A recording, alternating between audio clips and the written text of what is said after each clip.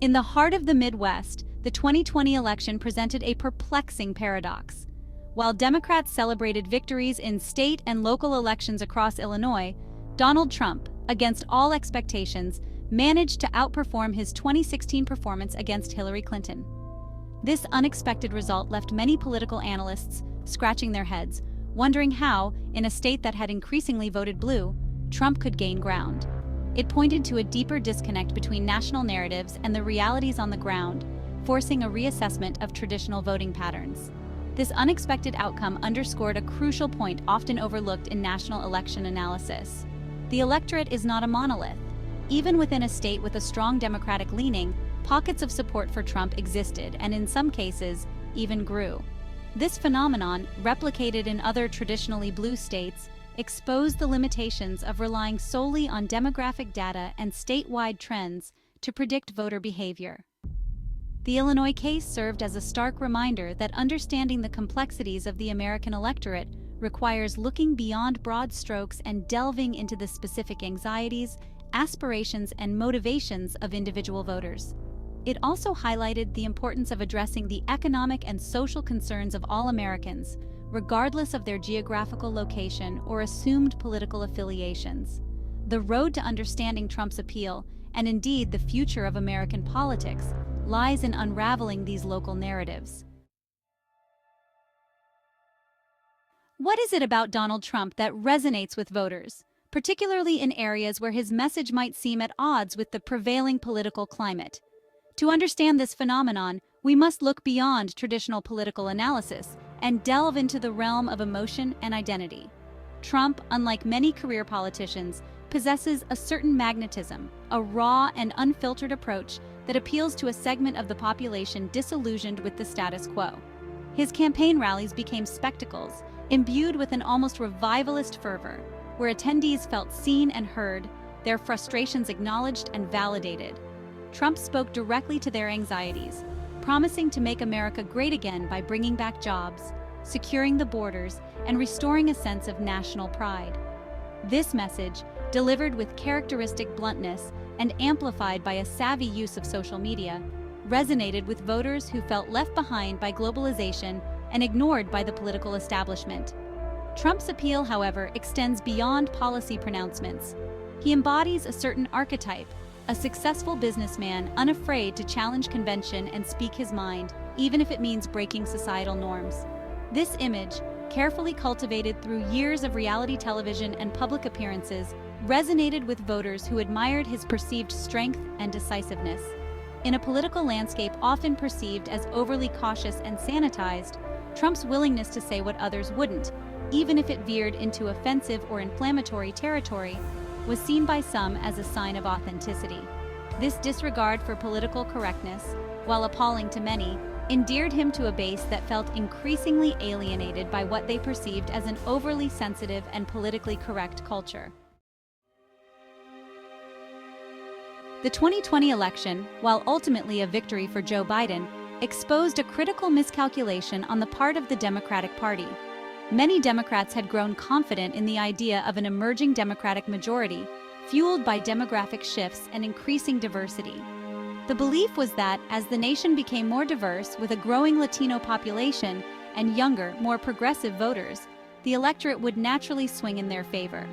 This assumption, while statistically sound on paper, failed to account for the complexities of individual choice and the fluidity of voter behavior. It overlooked the fact that demographic groups are not monolithic. They are composed of individuals with diverse backgrounds, experiences, and ultimately, voting preferences. This over-reliance on demographic destiny led to a sense of complacency within the Democratic Party, a belief that victory was inevitable and that simply turning out their base would be sufficient. This, in turn, resulted in a failure to adequately address the concerns of voters in key swing states, many of whom felt ignored or taken for granted by the party that claimed to represent their interests. The unexpected strength of Trump's support, even in the face of demographic shifts, served as a wake-up call for Democrats. It underscored the need to move beyond simply appealing to demographic groups and instead focus on crafting a message that resonates with the lived experiences and anxieties of all Americans.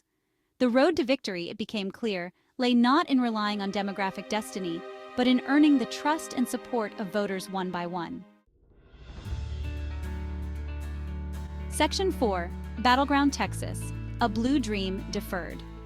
In the aftermath of President Obama's historic 2008 victory, a sense of optimism swept through Democratic circles.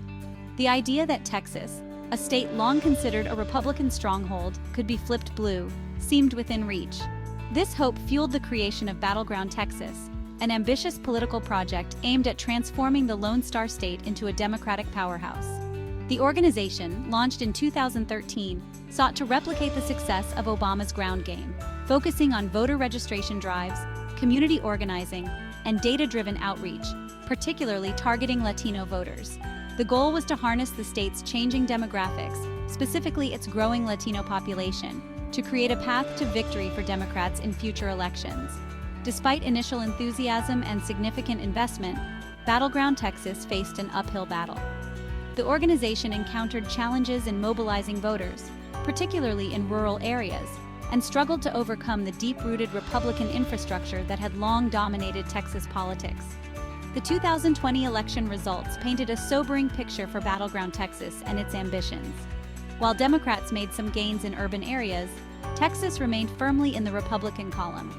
The hoped-for blue wave never materialized, and the state's political landscape remained largely unchanged. Section 5. The Latino Shift, a crack in the Democratic coalition. One of the most significant and unexpected trends of the 2020 election was the shift of Latino voters towards Donald Trump. This development, particularly pronounced in areas like South Texas, challenged the long-held assumption that Latinos, as a demographic group, were a reliable voting bloc for the Democratic Party. While the reasons behind this shift are complex and multifaceted, several factors contributed to this trend. One key factor was the economy. Many Latino voters, particularly working-class men, responded positively to Trump's message of economic populism. His promises to bring back manufacturing jobs, renegotiate trade deals, and put America first resonated with voters struggling in a changing economic landscape. Furthermore, Trump's emphasis on traditional values, particularly his stance on issues like abortion and religious freedom, appealed to a segment of socially conservative Latino voters. His strong stance on law and order also resonated with some Latino voters concerned about crime and safety in their communities. The Democratic Party's perceived shift to the left on social and cultural issues may have also alienated some moderate and conservative Latino voters. Issues like defunding the police, while popular among some progressive activists, did not resonate with many working-class Latinos who prioritize safety and security.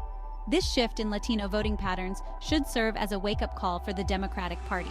It highlights the danger of taking any demographic group for granted and underscores the need to engage with voters on the issues that matter most to them, rather than relying on assumptions or historical voting patterns.